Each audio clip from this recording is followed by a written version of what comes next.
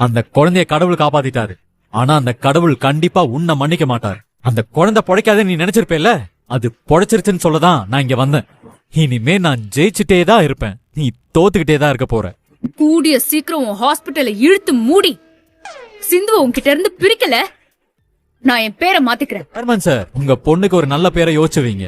கூடிய சீக்கிரமே அவ பேரை மாத்த வேண்டியிருக்கும். Sneha, sit down. உட்காரு. No tension. நீ ரூம்ல படுத்துக்க, நான் வெளியில போய் படுத்துக்கிறேன். ஒரு நிமிஷம், என்ன காயத்ரி, என்னாச்சு?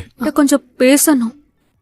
சொல்லு காயத்ரி. இன்னைக்கு காலையில நீ சொன்னத நான் நினைச்சு பார்த்தேன். இவ்வளவு நாள் செழியன் கூட பேசக்கூடாது பழகக்கூடாதுன்னு சொன்னேன். இப்போ செழியன் கூடவே என்ன சேர்த்து வைக்கிறேன்னு சொல்றேன். நீ நிஜமாதான் சொல்றியா? நிஜமாதான் சொல்றேன் காயத்ரி. உனக்கு தான் என் கூட வாழ பிடிக்கலையே. விருப்பம் எதுக்கு என் கூட நீ வாழணும்? உனக்கு பிடிச்சவன் கூட வாழ்ந்தா உன் வாழ்க்கையாவது நல்லா இருக்கும்ல. நீ சொல்லு காயத்ரி, செலியனோட உனக்கு வாழ விருப்பம்னா இப்பவே நான் அன்னபுண்ணிய அக்கா கிட்ட பேசி எனக்கும் உனக்கும் நடந்த கல்யாணத்தை ரத்து பண்ண சொல்றேன்.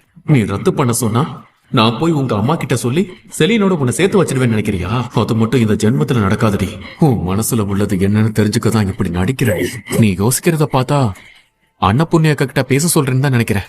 நான் இப்பவே போய் அன்னபுண்ணிய அக்கா கிட்ட இது விஷயமா பேசி ஒரு நல்ல முடிவோட வரேன். வேண்டாம். என்ன காயத்ரி? இப்ப போய் அம்மா கிட்ட எதுவும் சொல்லாத.